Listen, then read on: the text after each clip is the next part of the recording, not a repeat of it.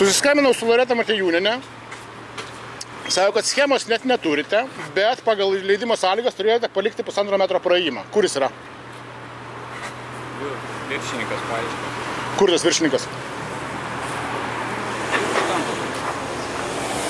Tai aš nesuprantu, ką čia aiškinti. Jūs, jeigu matot praėjimą, tai parodykit, kur jis yra ir ramu.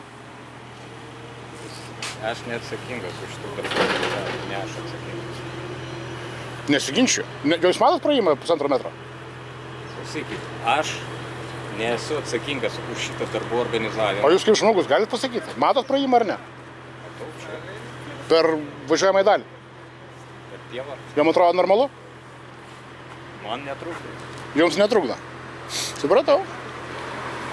Vienam Lietuvos piliečiui netrukdo toksai praėjimas. Jis mano, kad yra. Nu, gal todėl taip ir atrodo viskas. Galima paklausti jūsų? Galit. Nu, kaip pilietis. Taip. Tik tai nefilmuokit, Labą dieną. Jūs turite leidimą kasinėjimams? Žinoma. Ten nėra parašyta, kad reikia palikti praėjimą pėstiesiems? Žiūrėkite, o jūs gal prisistatysit prieš tai? Eduardas Kriščiūnas, Lietuvos pėsčiųjų asociacijos vadovas. O jūs matot, kad čia yra galimybė? Kas? Pėstiesiems. Aš manau, kad jeigu nėra tokios galimybės, vadinasi leidimas yra netoks turėtų būti išduodamas. O koks turėtų būti leidimas? Pavyzdžiui, užtveriant važiuojamąją dalį, tenai padarant praėjimą pėstiesiems. Ačiū. Gerai, aš tada skambinu rangovui ir tada galite su rangovu. Aš nenoriu su rangovu šnekėti, aš šnekėjau su Loreta Matejūnienė, jis sakė, kad jūs turėtumėte palikti praėjimą.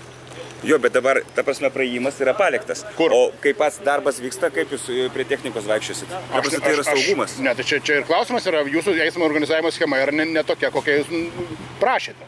Akivaizdu, jūs galėtumėte padaryti praėjimą pėstiesiems per važiuojamąją dalį, bet jį reikia daryti, o ne šiaip užtverti. Gerai, tai dabar yra koks klausimas jūsų? Kodėl jūs dirbate ne pagal schemą? Ne pagal išduotą leidimą?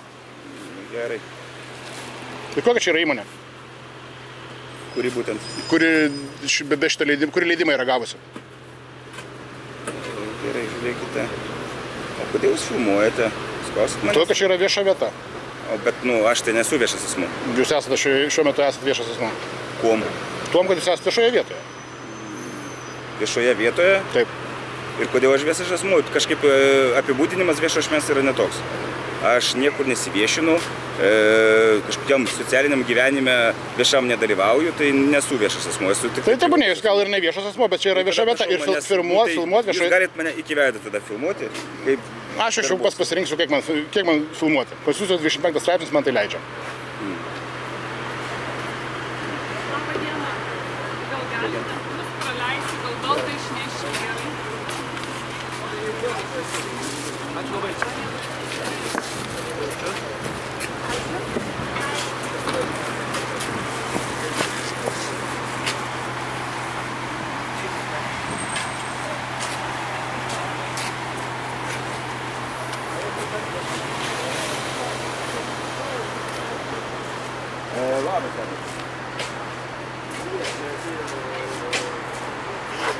Skambina kažkam, sako, kad turi problemų.